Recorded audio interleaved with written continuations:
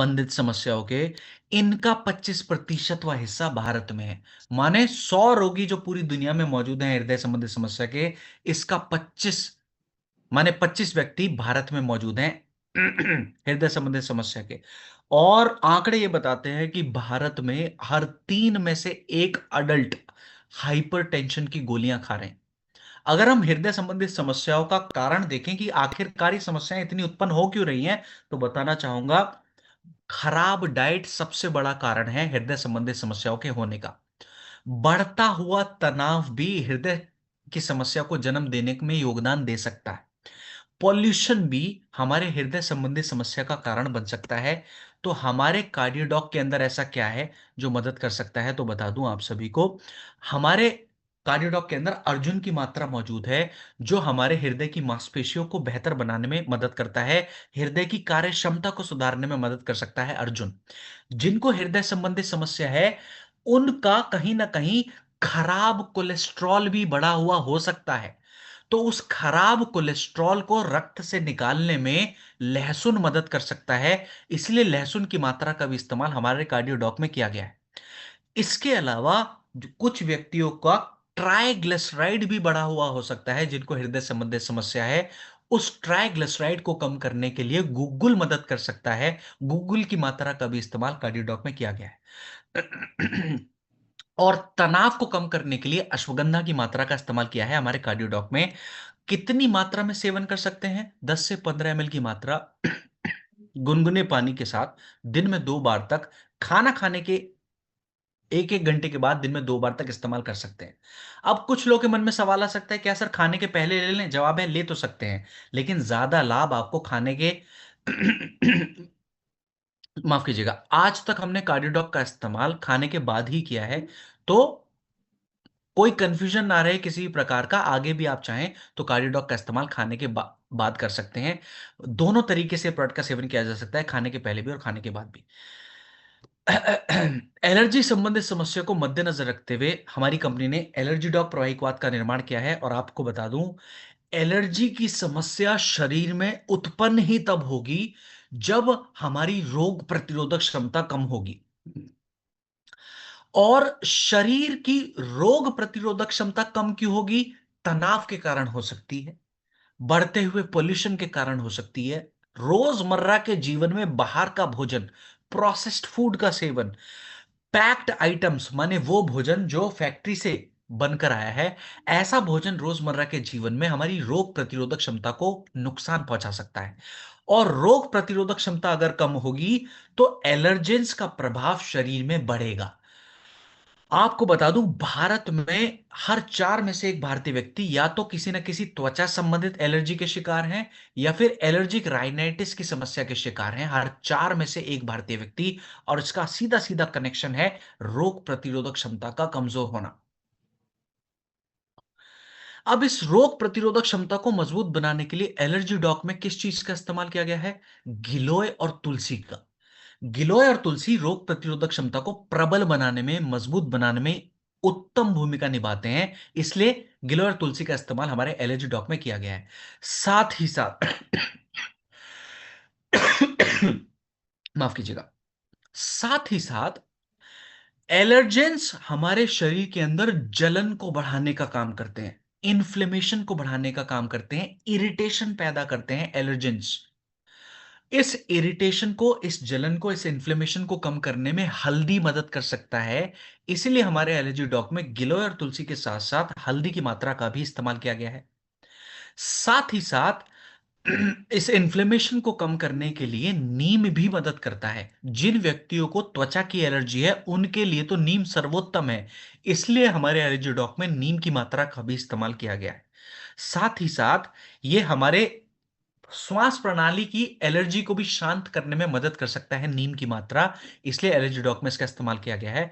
साथ ही साथ जिन व्यक्तियों को एलर्जी की समस्या है, उनका नर्वस सिस्टम शांत होने की जरूरत है, तो उसके लिए ब्रह्मी की मात्रा का इस्तेमाल किया है हमारे एलर्जी डॉक में। कितनी मात्रा में सेवन कर सकते हैं आपको बता दूं, 20 ml तक की मात्रा गुनगुने पानी के साथ दिन में 2 बार आप इस्तेमाल कर सकते हैं एलर्जी डॉग प्रवाही क्वाथ जैसे बेहतरीन प्रोडक्ट का। जिनको एलर्जी है, उन व्यक्तियों को ठंडी चीजों का परहेज करना है। खट्टी चीजों का परहेज करना है, तली हुई चीजों का परहेज करना है जिनको किसी प्रकार की एलर्जी की समस्या है। माफी चाहूंगा। आज की ट्रेनिंग का आखिरी प्रोडक्ट रहने वाला है, और बता दूं, स्टोन डॉक आज्ञाकारी प्रोडक्ट नंबर 2 है। आज्ञाकारी प्रोडक्ट नंबर 2 है स्टोन डॉक। क्यों इसको भी आज्ञाकारी प्रोडक्ट कहता हूं? पहला कौन सा था, अगर आपको याद हो तो मुझे बता सकते हैं। एक आज्ञाकारी प्रोडक्ट पहला वाला, और दूसरा तो स्टोन डॉक है। पहला कौन सा था, किसी व्यक्ति विशेष को याद हो तो? हाँ हाँ हाँ, पहला आज्ञाकारी प्रोडक्ट, आज्ञाकारी प्रोडक्ट। हाँ, अब आए हैं जवाब सही, अब आए हैं जवाब सही, अब आए हैं जवाब सही भाई। कफडॉक, कफडॉक आज्ञाकारी। गरम पानी, कुछ नाश्ता पास्ता, भूख लग गया। भूख लग गया है गुरुदेव को, गुरुदेव को भूख लग गया है। गुरुदेव अभी मैं नाश्ते का इंतजाम करता हूँ, बस आपको थोड़ी देर में फ्री करने सॉरी वाला सर, सॉरी। हूँ। नहीं, नो प्रॉब्लम सर, मस्ती कर रहा हूँ सर, नाराज नहीं होना, सॉरी नहीं कहना, शर्मिंदा नहीं करना मुझे। हाँ, आप सुनिए, आप सुनिए। आज की ट्रेनिंग का आखिरी प्रोडक्ट है आज्ञाकारी प्रोडक्ट नंबर 2 है। पहला आज्ञाकारी प्रोडक्ट था कफ डॉग, दूसरा है स्टोन डॉग। गुर्दे की पथरी को मद्देनजर रखते हुए बनाया गया प्रोडक्ट है स्टोन डॉग।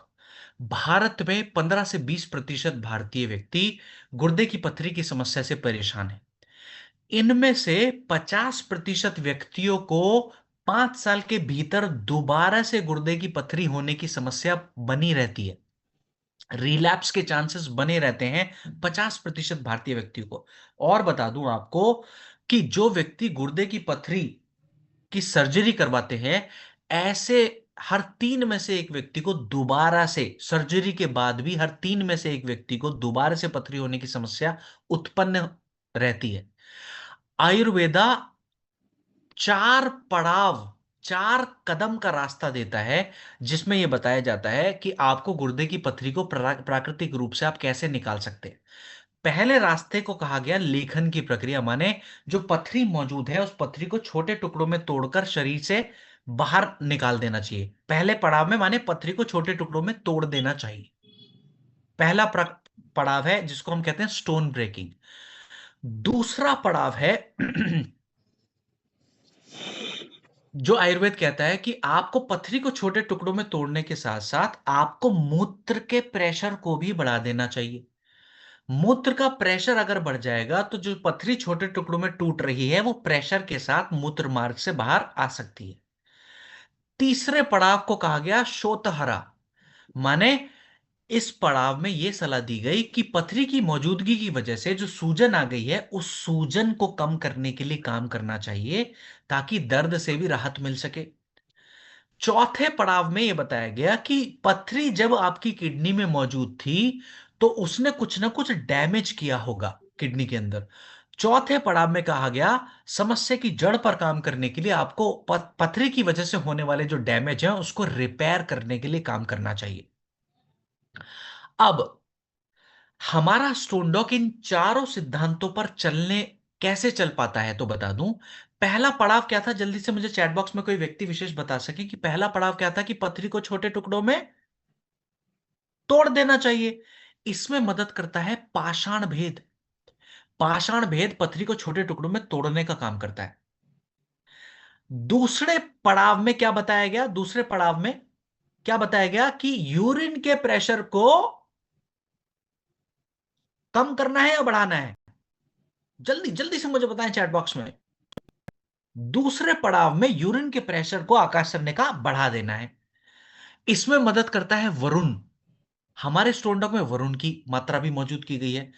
तीसरे पड़ाव में यह बताया गया जो मौजूदा सूजन है उस सूजन को कम करने के लिए काम करना चाहिए। इसमें मदद करता है गिलोय और गोखरू की मात्रा जो हमारे स्टोनडॉक में इस्तेमाल की गई है। ये गिलोय और गोखरू सूजन को कम करने में मदद करते हैं। चौथे पड़ाव में कोई जल्दी से मुझे बता सके वरना मैं बता दूंगा। चौथे पड़ाव में क्या सलाह दी गई कि पथरी की मौजूदगी जिसकी वजह से थी, माने माफ कीजिए, पथरी की मौजूदगी जब किडनी में थी तो कुछ नुकसान हुए होंगे, उस डैमेज को रिपेयर करने के लिए काम करना चाहिए। तो चौथे पड़ाव में रिपेयर की सलाह दी गई।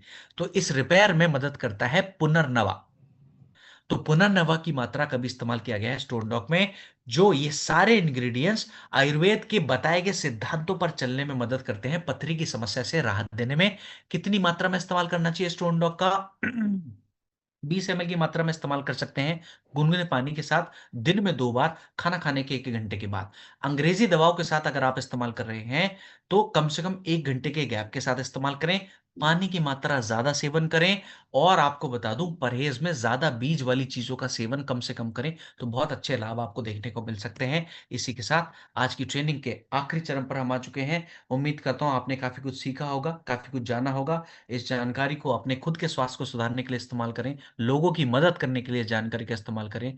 विद दैट नोट, आपसे कल फिर से मुलाकात होगी सेम टाइम। उम्मीद करता हूं तब तक मैं बुखार, थ्रोट इन्फेक्शन, इन सब को बेहतर कर पाऊंगा। आप सभी के आशीर्वाद के साथ कल फिर से मुलाकात होगी on the same time. Thank you so much sir, and over to you sir.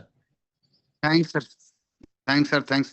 सही फाइटर सर के लिए जोरदार तालियां दिल से। और सर का धन्यवाद करें, इतने बेहतरीन तरीके से सर ने प्रोडक्ट के बारे में बताया आप लोगों को। मेरे को लगा काफी लोगों ने लिखा भी है इतनी बारीकी से। जितनी बारीकी से आप अपने अप्लायंस से जानना चाहते हैं